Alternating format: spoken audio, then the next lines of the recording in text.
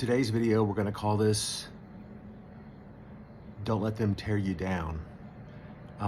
We've talked about this a few times, but it bears repeating. I've seen a few stories about this, and then yesterday I was meeting with a client, and he was telling me about his daughter. He has 4 kids just like I do. He's a serial entrepreneur. He's on bars and restaurants, and now he owns a bunch of dry cleaners and a electric company. He's on convenience stores. And he was telling me about how his daughter, who's some kind of influencer or has a small following, had designed and built her own hoodie with her own logo that she's got and had created. And he said these things kept showing up at the house, these samples. She went through like 10 samples, she told him after the fact. And she would just tell him, "Dad, don't worry about it. There's someone sending me a sample to look at." After she sold and dropped her first, it was like 320, 340 of these really nice designer hoodies, the word got out. One of her friends told her dad, "Hey, do you realize what your daughter just did? She sold out of 300 plus hoodies she designed in 48 hours. And he was shocked. He was really proud. He couldn't believe it. She didn't ask him for a dime. She didn't tell him what she was going to do. But when her brothers first heard about this, the first thing they both said is, "No one's going to buy anything from you. That's stupid. Why would you do that? That's a waste of your money." Until she said, "Well, I made $16,000 on these hoodies that were specially designed." She's 16 years old too. Specially designed, and I marked them up, considerably, but I, designed them, best fabric I could find, special logo, one time only. People are begging for it now. She's doing some stuff this fall.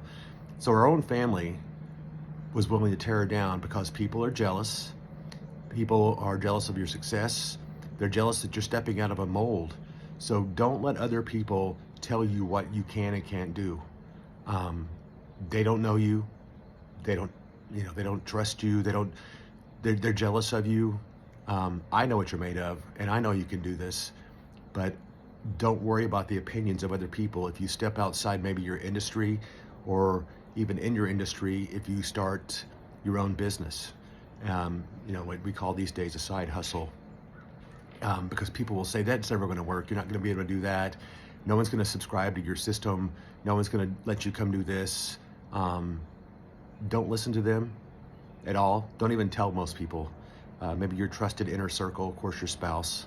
Don't even let us say anything, which I would never say anything if someone steps out and does their own deal. I love entrepreneurism very much after doing it for 28 years. But so many people around you will do this to you, and it'll make you reconsider, because we all, much as we shouldn't, and we've talked about the immunity to criticism, we shouldn't value what other people say about us negatively or positively necessarily that aren't our spouse, our immediate family, and even sometimes immediate family. We bicker with each other. So don't let other people tear you down. When you have an idea, do it.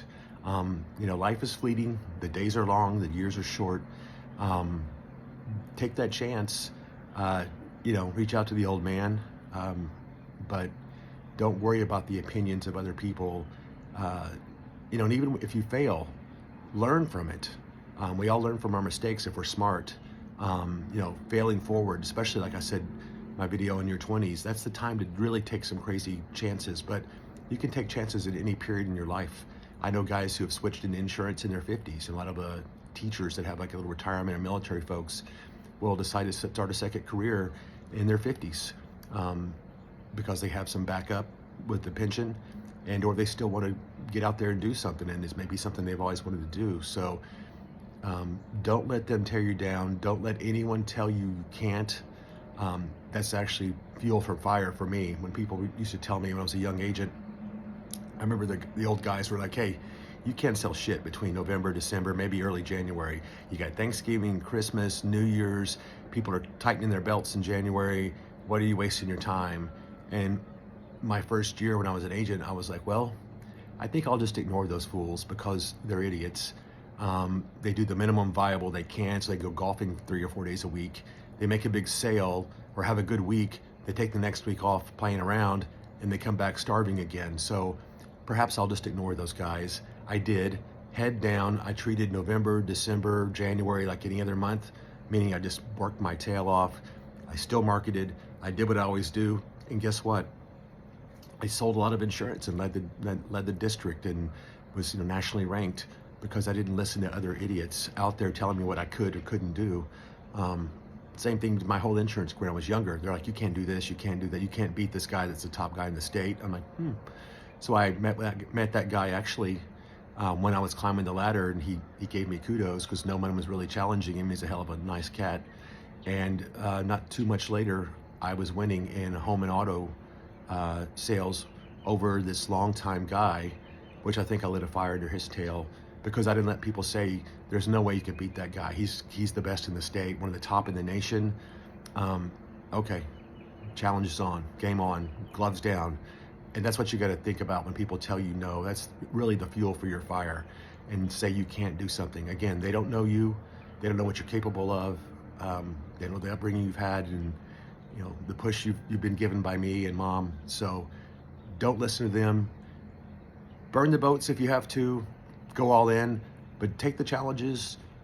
See what you can do. Do the side hustle. Start the new business. It's just crazy what can happen. Like I was with Reynolds Tobacco for 15 years. Started this gig, did it on the side for 2 years, working full time for both jobs basically. Burned the boats. Resigned from Reynolds, took a package when we were having a downsizing. Mom had Casey quit her job. She went to like part-time so she could get discounts at the Gap. Went all in, and 28 years later, so far so good. So good luck.